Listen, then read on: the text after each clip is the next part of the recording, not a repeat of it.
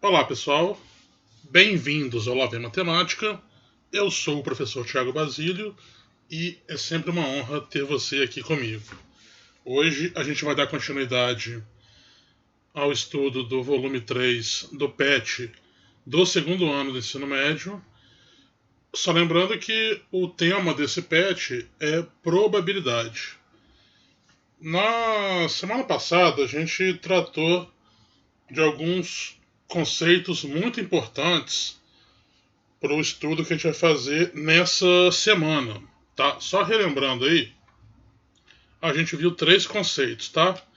A gente viu os conceitos de experimento aleatório, de espaço amostral e de evento, tá? Só lembrando aí, o experimento aleatório, ele é aquele que você consegue listar todos os possíveis resultados que esse experimento pode gerar. Só que, embora você consiga fazer isso, você não consegue apontar com exatidão qual que é o resultado que vai acontecer. Então você sabe quais são os possíveis, mas você não consegue dar certeza sobre qual que vai ser. Ele fica variando dependendo. Você pode repetir ele nas mesmas condições. Isso não garante que o resultado vai ser o mesmo. E por isso que o experimento é aleatório. A gente viu também o espaço amostral. O espaço amostral é o conjunto de todos os resultados possíveis do experimento, tá? E o evento, ele é um subconjunto do espaço amostral. Ele é uma parte do espaço amostral. Então a gente vai usar esses três conceitos na aula de hoje, porque agora sim, nessa semana, a gente começa a fazer conta, tá? Então a gente vai aprender como que a gente calcula probabilidade. Então, antes de tudo, a gente tem mais uma definição, tá? O espaço amostral em que cada evento elementar, só lembrando, evento elementar é o evento que só tem um elemento, tá? A gente viu essa definição na última aula também. Tem a mesma chance de acontecer, é chamado equiprovável. Então, um espaço equiprovável é que qualquer resultado tem a mesma chance de acontecer.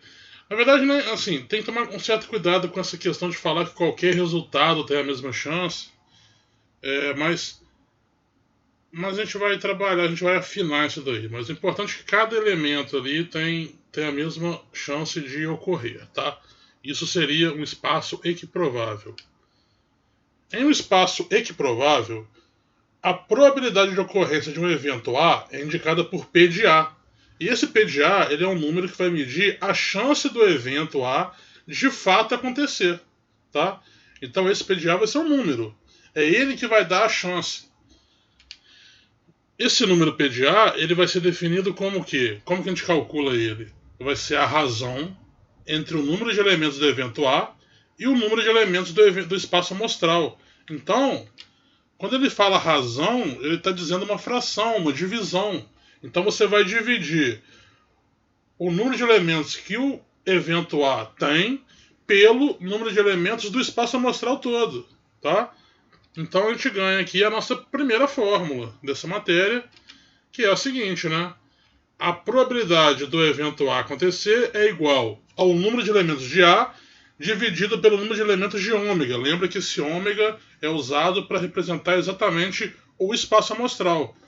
E essa notação a gente pode simplificar ela colocando simplesmente n de A e n de ômega. É o que significa, né? Mas na matemática a gente escreve daquele jeito ali, mais simplificado. Uma outra forma de a gente ver essa expressão seria essa daqui, ó. A gente pode considerar o número de resultados favoráveis. O que é o resultado favorável? É aquele que faz acontecer o evento que você espera, que você está calculando a probabilidade. E o número de resultados possíveis do experimento. Então, uma outra forma de a gente ver essa fórmula é essa daqui. Ó. O P de A é igual ao número de resultados favoráveis dividido pelo número de resultados possíveis. Mas é exatamente a mesma fórmula de cima, tá? Mas às vezes acontece de a gente chamar de resultado favorável, é o que a gente espera obter, tá? Para poder calcular a probabilidade. E os possíveis são exatamente o do espaço amostral. Vamos ver alguns exemplos aqui nessa aula, tá? Então, o primeiro exemplo aí está falando o seguinte, ó. Considere o experimento aleatório de lançamento de uma moeda perfeita. O que é uma moeda perfeita? É uma moeda que ela tem a mesma chance de cair cara ou coroa, tá? Ela não tem trapaça nela, não tem um lado que está viciado, que tem mais chance de cair, não. A chance é igual, ela está equilibrada. Qual é a probabilidade de sair cara? Pessoal, exemplo simplesinho, tá? Então, eu já estou colocando a nossa colinha ali em cima, né? Você sabe que eu vou te colocar a colinha. O espaço amostral. Qual que seria o espaço amostral do lançamento de uma moeda perfeita? Eu falei que sai o que no espaço amostral? É cara ou coroa, tá? E quem que seria o nosso evento A? Ele disse que ele quer a chance de sair cara. Então nosso evento A é justamente sair cara. Então quem que compõe nosso evento A? Você olha no espaço amostral, quem compõe o A? É só cara. Só esse resultado interessa pra gente. Então, repara que o espaço amostral ele tem dois elementos, enquanto o evento A ele tem um elemento só. Então, para calcular a probabilidade de ocorrência do A, a gente pega justamente esse NA e divide pelo N de ômega. O N de A é 1, o de ômega 2, então vai ficar 1 sobre 2. Tá? Essa é uma forma de representar a probabilidade, que é através da fração.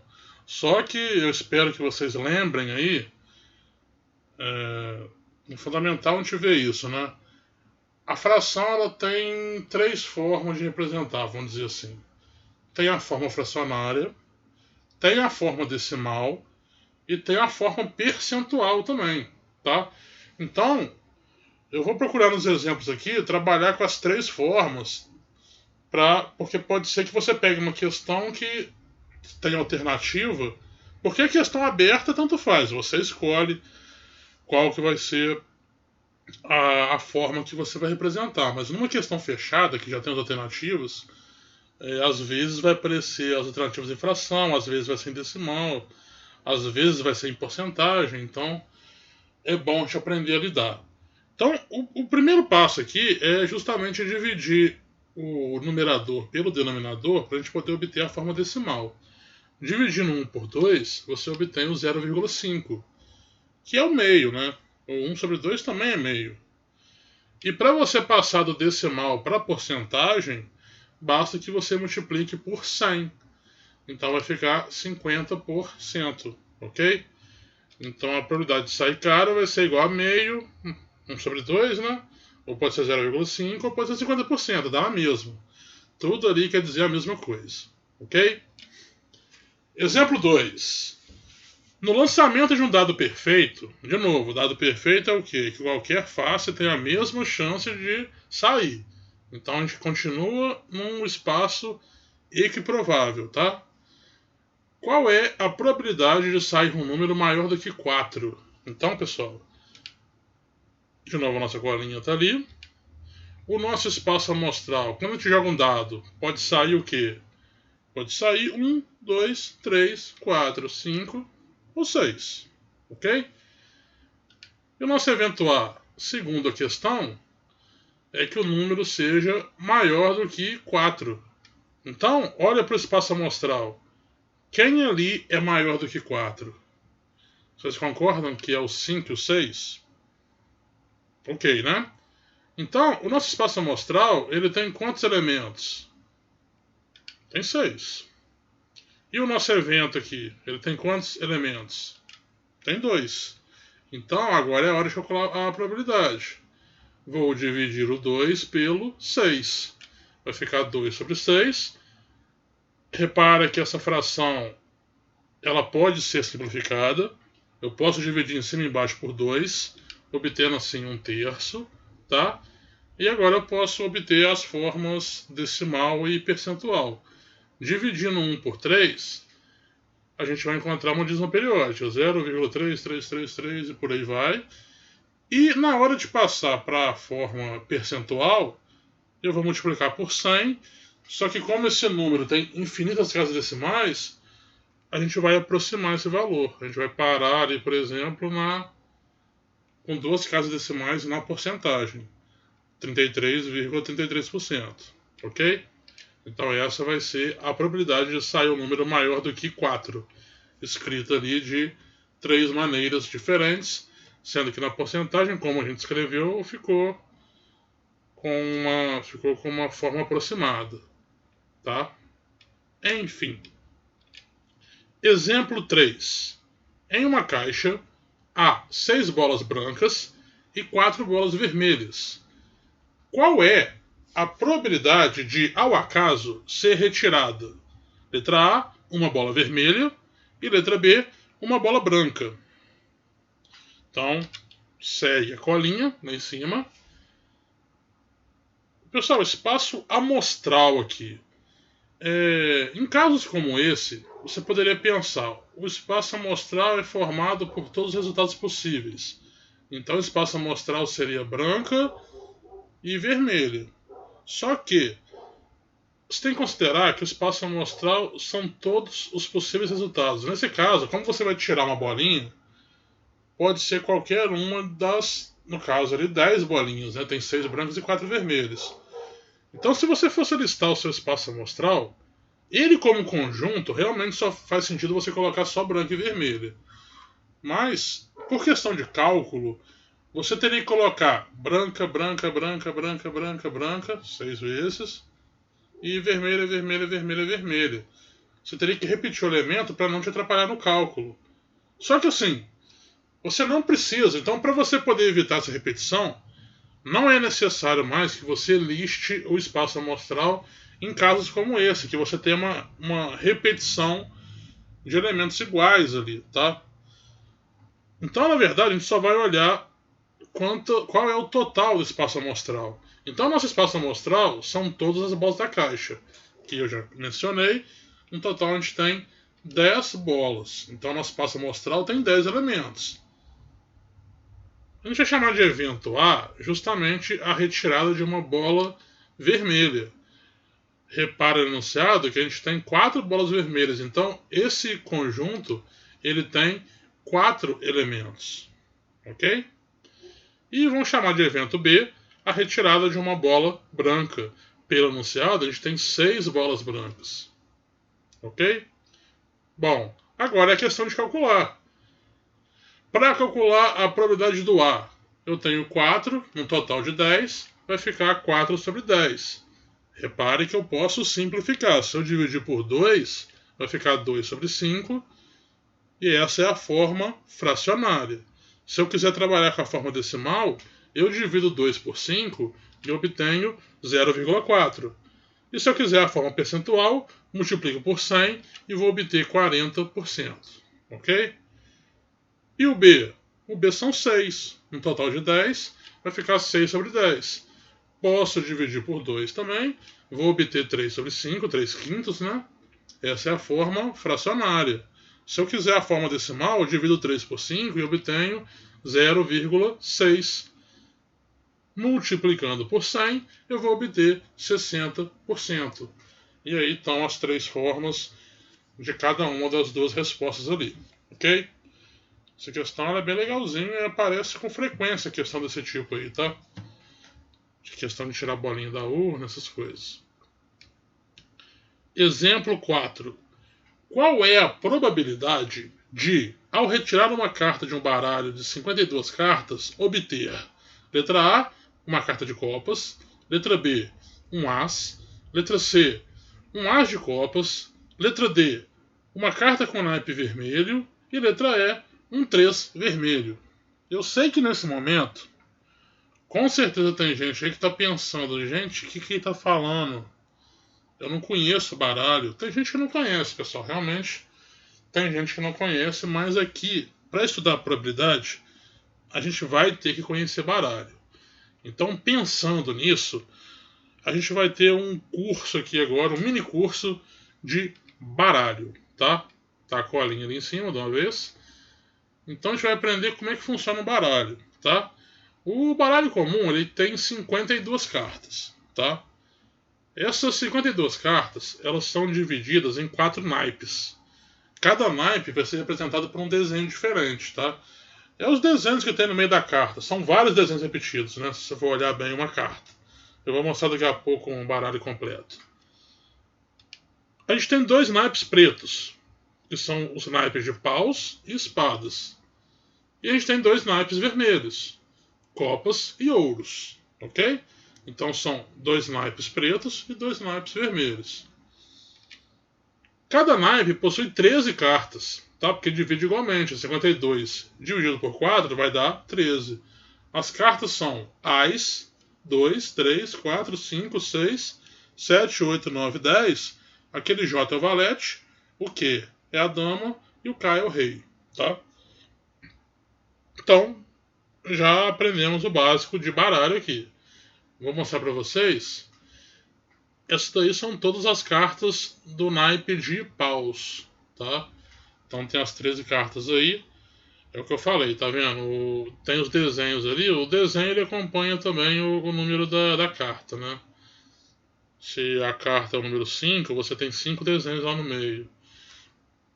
Se é 8, tem 8 desenhos e por aí vai. E o valete, a dama e o rei são figuras, não são números, embora nos jogos eles representem números, tá? Dependendo do jogo que você joga. Aqui a gente tem o naipe de espadas, tá? Repara que são as mesmas cartas, só trocou o desenho, né? Só trocou o naipe. Temos aqui agora um naipe vermelho, que é o de copas. São exatamente as mesmas cartas, só trocou no caso aí a cor e o desenho. E tem o outro naipe vermelho, que é o de ouros. E aí está o seu baralho completo. Então, todos os naipes têm exatamente as mesmas cartas. Só muda a cor, eventualmente, e o desenho sempre muda. Ok? Bom, dito isso, a gente vai partir para a solução do exercício. Então, ó, como são 52 cartas, o nosso espaço amostral ele vai ser composto justamente por todas as cartas, num total de 52. Aí na letra A, ele está querendo que a gente obtenha uma carta de copas. São quantas cartas de copas no baralho? A gente acabou de falar que cada naipe tem 13 cartas, então o nosso N de A aqui vai ser justamente 13. Letra B, um As. Pessoal, tem quantos Ases no baralho? Cada naipe tem um. Não são 4 naipes? Então a gente tem 4 Ases. Letra C, um As de copas. Pessoal, tem quantos As em copas? No mesmo naipe não tem repetição de carta, então com certeza só tem um As de copas. Letra D, uma carta com naipe vermelho. A gente viu lá, né? Divide em 2, metade é preto, metade é vermelho, metade de 52 vai dar 26. Ou, se você guardar, né, 13 em cada naipe, são 2 vermelhos, 13 mais 13, 26. E um 3 vermelho? A gente tem 4 3 no baralho, né? Sendo que são 2 pretos e 2 vermelhos. Então nosso N aqui vai ser 2. Ok? Então aí estão as quantidades. Agora a gente tem que calcular as probabilidades. Então, ó, se eu for calcular a probabilidade do A, a gente vai sempre usar o 52 que é o espaço amostral, tá? Então o do A vai ser justamente 13 sobre 52. Eu posso simplificar dividindo por 13. Vou obter 1 sobre 4. Ok? O B ali é 4, então vai ficar 4 sobre 52. Posso dividir por 4. Vou encontrar 1 sobre 13. O C é 1, então vai ficar 1 sobre 52. Já está na forma reduzida. Não tem como simplificar mais. O D vai ser 26, então é 26 sobre 52. Posso dividir por 26, né, porque ali é metade. Vai dar exatamente metade, 1 sobre 2. E o E vai ser 2 sobre 52. Posso dividir por 2, vou encontrar 1 sobre 26. Nessa daí eu vou optar por não dividir, porque são números muito grandes, então não tem necessidade. Geralmente, questões envolvendo baralho, assim, estou tirando da orelha aqui talvez, mas que eu me lembro de ver as questões, questões envolvendo um baralho de 52 cartas, geralmente as alternativas vêm em fração mesmo. Não é costume transformar em decimal a porcentagem, não, porque dependendo da conta fica meio complicado. Se fosse um quarto, um meio ali, era tranquilo, mas se trabalhar com um 13 avos, um 52 avos, é meio complicado. Ok? Pessoal, feitos os exemplos, a gente vai partir agora para os comentários das atividades. Essa semana aí vocês têm as atividades. Essa semana começa na página 19 do PET, né? E as atividades você tem que fazer da 1 até a 12, né? Então, bastante atividade aí. Mas rapidinho sai. Vocês vão ver que não vai tomar tanto tempo assim, não. Provavelmente a minha aula vai tomar mais o seu tempo do que a atividade. Mas é a preparação, né? Bom, então, vamos para os comentários sobre as atividades, dicas aí, né? Para poder ajudar vocês. A atividade 1 tem um texto enorme aí, tá? Parece questão do Enem, pelo tamanho ali, mas não é. Um experimento aleatório consiste no lançamento de um dado e em observar o número de pontos da face voltada para cima. Determine. Ele quer várias coisas. Na letra A, ele quer o espaço amostral e o número de elementos do espaço amostral. Ele quer duas coisas, tá? Estou destacando bem para vocês que ele quer duas coisas. E como que você descobre o espaço amostral? É só você observar que o experimento é o lançamento de um dado e você vai olhar o número que ficou para cima. Fácil, né? Bom, na letra B, ele quer três coisas. Ele quer que você escreva o evento B, ou seja, quem são os elementos do evento B, quantos elementos tem e qual que é a probabilidade de ocorrência do B. Sendo que ele está dizendo que o B é você obter um número ímpar. Então você olha no espaço amostral, vê quais resultados são ímpares, aí você monta seu conjunto B, conta quantos elementos tem e calcula a probabilidade usando a resposta do A, que era o espaço amostral. Ok? Na letra C, a mesma coisa, também que é evento, número de elementos e a probabilidade, só que nesse caso é um múltiplo de 5. Ok? Então, a mesma coisa, são três coisas que está pedindo. Letra D também está pedindo três coisas, sendo que nesse caso é um número menor que 7. Letra E também são três coisas, nesse caso está pedindo um número múltiplo de 8. Beleza? Então é isso, a questão em si ela é tranquila, tá? Só vai dar muita resposta ali, porque está pedindo muita coisa, né? Está pedindo um total ali de 14 coisas, mas... É 14 coisas, mas uma leva a outra, né? Então é tranquilinho de resolver isso aí. A atividade 2. O quadro abaixo representa a classificação de um grupo de 40 funcionários de uma empresa, segundo o estado civil e a escolaridade. Então tem uma tabela aí, né? Então a gente tem 3 escolaridades, ensino médio, graduação e pós-graduação, e tem 2 estados civis, casado ou solteiro. E tem as respectivas quantidades, né? Repare que para você poder ler essa tabela, você tem que fazer uma leitura cruzada ali. Você tem que sempre acompanhar em qual linha, em qual coluna você está para localizar, porque são dados cruzados mesmo. Cada número está representando duas coisas. Qual que é o estado civil e qual que é a escolaridade, tá? Um funcionário dessa empresa é escolhido aleatoriamente, por meio de um sorteio, dentre todos os funcionários da empresa. Determine a probabilidade dos eventos a seguir, observando que todo funcionário que possui pós-graduação possui também graduação.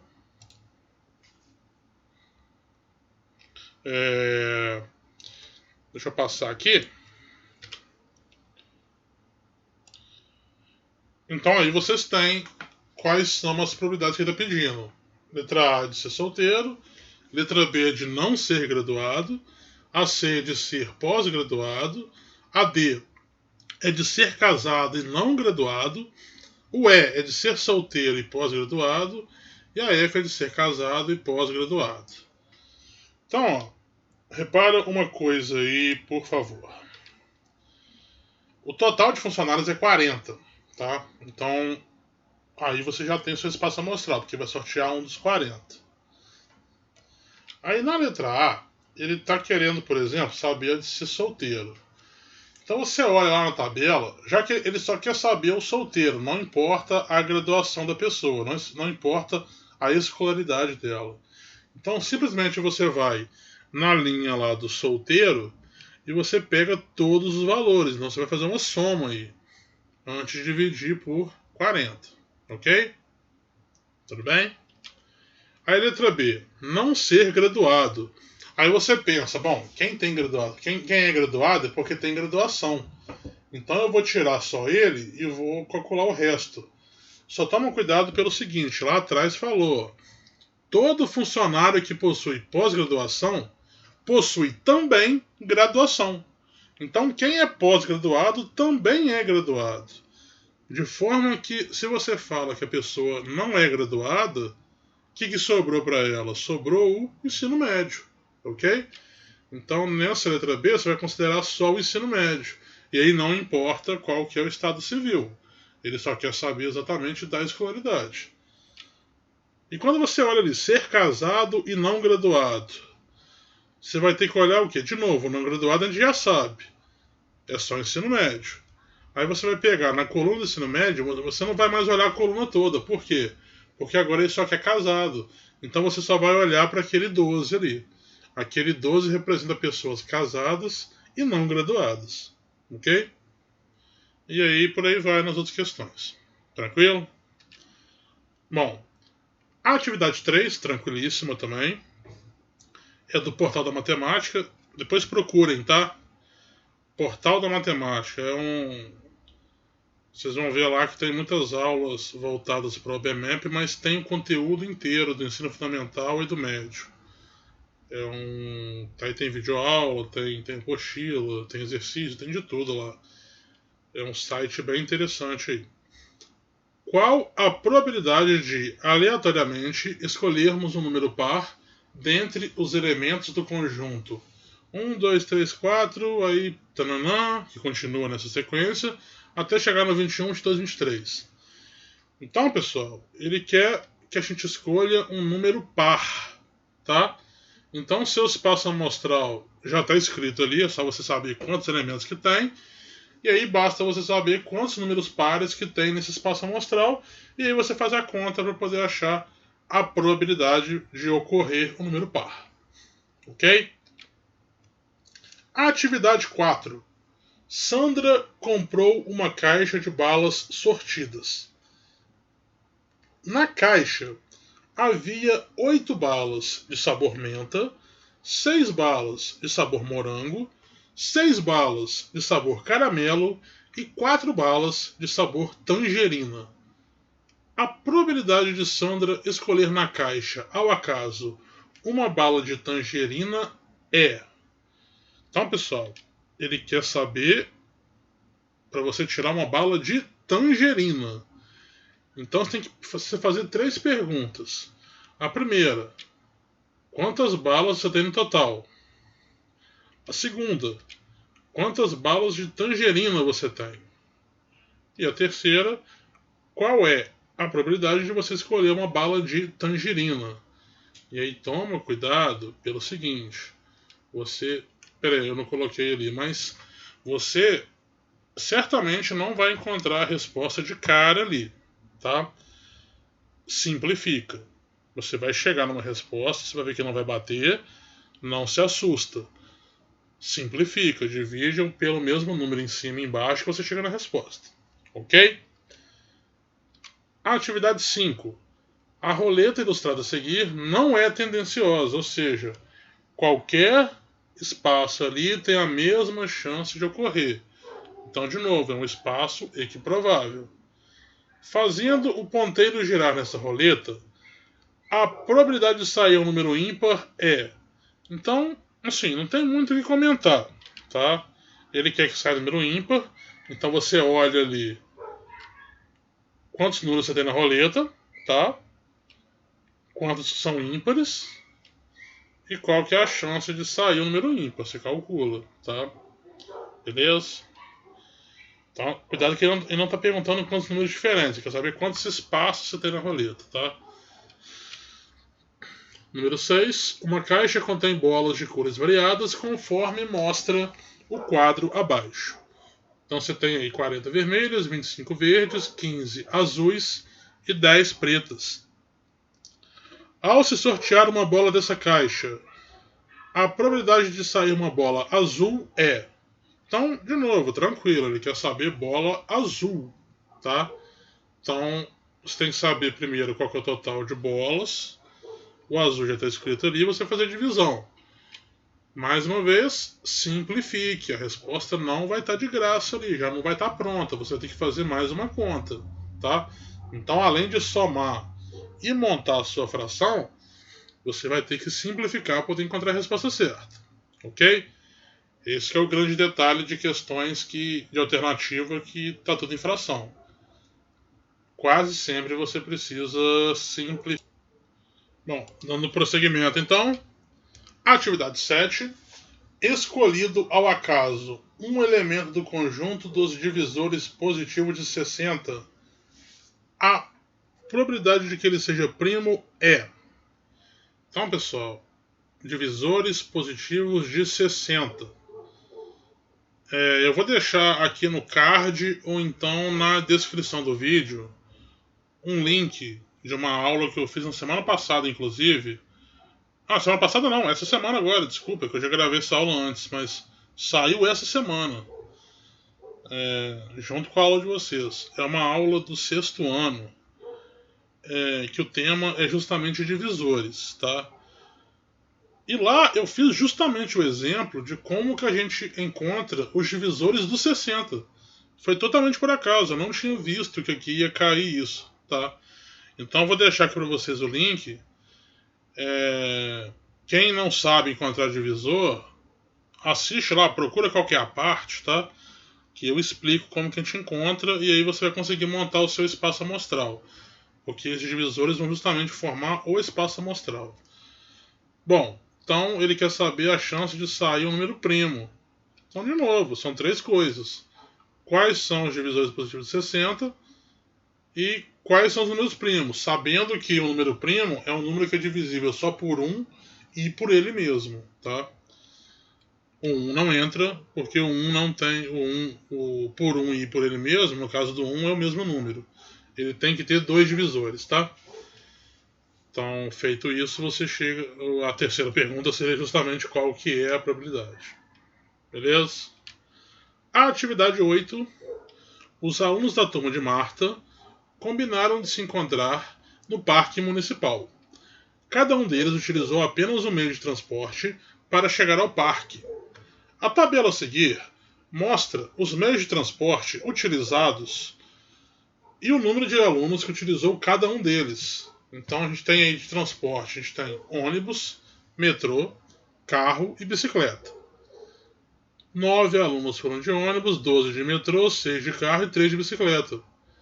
Escolhendo ao acaso um aluno da turma de Marta, qual é a probabilidade de esse aluno não ter ido de carro? Então, cuidado, não ter ido de carro, tá? Cuidado com esse não aí. Se ele não for de carro, você vai olhar para quem? Para o ônibus, metrô e bicicleta. O espaço amostral é a soma de tudo, né? Você sabe quantos alunos que foram.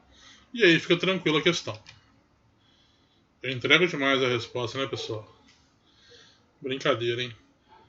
A atividade 9 já é do Enem. As 23 ex-alunas de uma turma que completou o ensino médio há 10 anos. Eu completei, pessoal. Eu completei há... Vai fazer 11 anos agora que eu completei o ensino médio, hein? Passa, hein? Se encontraram em uma reunião comemorativa. Várias delas haviam se casado e tido filhos. A distribuição das mulheres, de acordo com a quantidade de filhos, é mostrada no gráfico a seguir. Um prêmio foi sorteado entre todos os filhos dessas ex-alunas. A probabilidade de que a criança premiada tenha sido um filho único é... Então, o gráfico está aí, tá? Chamar atenção para algumas coisas. Ele vai sortear ali um prêmio para um dos filhos, tá? E ele quer a chance de que tenha sido sorteado um filho único, alguém que não tem irmão, né? É filho único, né? Você sabe que é filho único. Estou explicando por quê, né? Filho único, filho único. Toma cuidado na hora de fazer o gráfico, tá, pessoal? Porque o gráfico ali, ele tá no eixo vertical, ele tá dizendo quantas mães tem cada quantidade de filho, tá? Então ali, por exemplo, tem 8 mães que não têm filho, então isso aí não conta pro sorteio. Ah, toma cuidado também. Cuidado para não falar que o espaço amostral tem 23 pessoas. Não vai sortear a mãe, vai sortear o filho. Então essas 8 mães que não têm filho nem entra na conta, tá? Então a ideia aí é você justamente descobrir quantos filhos que tem e saber quantos que são filhos únicos. E aí você vê a chance de um deles ganhar, ok? Então você tem que responder exatamente isso. Quantos filhos participaram do sorteio e quantos são filhos únicos. Isso aí vai te ajudar a resolver a questão. A atividade 10 também é do Enem. Rafael mora no centro de uma cidade e decidiu se mudar por recomendações médicas para uma das regiões: rural, comercial, residencial urbano ou residencial suburbano. A principal recomendação médica foi com as temperaturas das ilhas de calor da região, que deveriam ser inferiores a 31 graus Celsius. Tais temperaturas são apresentadas no gráfico. Escolhendo aleatoriamente uma das outras regiões para morar, a probabilidade de ele escolher uma região que seja adequada às recomendações médicas é. Então tá aí o gráfico, né? Tem as 5 regiões. Lembra, pessoal, que ele mora no centro, tá? Ele tá morando no centro e ele vai se mudar, tá? E a condição para ele poder mudar, né, é para uma daquelas 4 regiões ali. E a condição que ele tem que levar em conta é que tem que ser inferior a 31 graus Celsius a temperatura naquela região. Então ele quer saber a probabilidade de você escolher uma região que seja adequada às recomendações médicas. Então você tem que saber quantas regiões ele tem opção para poder escolher no total e dessas quantas que são adequadas. Lembra que ele mora no centro. Ele não vai escolher o centro, tá? Cuidado com a alternativa esquisita ali. E eu não consigo, né? Eu sempre entrego. A linha do 31 graus está ali, do 31 Celsius, né? Porque tem uma coluna ali que é do Fahrenheit. Mas a gente trabalha com a coluna do Celsius. Vi aí quantos que estão de acordo, ok? A atividade 11, pessoal, do Enem também é uma questão tranquilíssima essa daí. Em uma central de atendimento, 100 pessoas receberam senhas numeradas de 1 até 100. Uma das senhas é sorteada ao acaso. Qual é a probabilidade de a senha sorteada ser o número de 1 a 20? Pessoal, eu me recuso a comentar qualquer coisa dessa questão, porque essa questão está de graça, tá? Ele já te deu espaço amostral, já te deu o evento favorável, tá tudo entregue aí, tá? Então façam e achem a resposta com louvor, tá? A atividade 12. O gráfico mostra a velocidade de conexão à internet utilizada em domicílio no Brasil. Esses dados são resultado da mais recente pesquisa de 2009. Essa questão deve ser do Enem mais antigo, né? Porque a mais recente pesquisa já faz 11 anos, né? Mas na época era recente. Realizada pelo Comitê Gestor da Internet. Escolhendo-se aleatoriamente um domicílio pesquisado, qual a chance de haver banda larga de conexão de pelo menos 1 megabits por segundo neste domicílio? Então, o primeiro cuidado é você observar que as alternativas elas estão em forma decimal, tá? E se você for olhar no gráfico, os valores estão em porcentagem, tá? Vou destacar para vocês depois, mas ele quer, pelo menos 1 megabit por segundo, tá? Então, pelo menos 1 é de 1 para cima, tá? E aí você vai olhar que no gráfico está em porcentagem, então aquele 34, 20, 15, 5, 1, 1 e 24 é tudo por cento, tá? E aí para você calcular, eu comentei, né? As alternativas elas estão em decimal e o gráfico está em porcentagem. Então você vai ter que fazer o quê? Você vai somar os valores e quando a gente passa de decimal para porcentagem, a gente multiplica por 100. Para fazer o contrário, passar de porcentagem para decimal, a gente divide por 100. Então você vai somar os valores que atendem a sua questão, né, que é pelo menos 1 megabit por segundo, e vai dividir por 100. Pessoal, por hoje por hoje é só, né? É isso que a gente tem para essa semana. Espero que vocês tenham gostado da aula, entendido, que eu possa ter ajudado vocês. Eu acho que sim, né? Pelo menos na atividade ali eu costumo entregar bastante, né? Eu dou ouro para vocês, né? Eu falo. Eu entrego a questão toda praticamente. Mas é importante ter essa orientação que é para a gente poder tentar suprir de alguma forma, né? Essa falta de aula presencial, né? Que a gente sabe que é difícil, não tem como substituir, mas a gente tenta compensar. Então aguardo a atividade de vocês. Qualquer dúvida aí, quem for meu aluno já tem contato direto comigo, só perguntar. Quem não for meu aluno, chegou aqui, está vendo pelo YouTube, pode deixar no comentário qualquer dúvida. Quem não for inscrito, se inscreva no canal. Ativa o sininho para receber notificação, igual o YouTuber fala, né? Que o YouTube é assim. E aguardo vocês na próxima. Valeu, pessoal.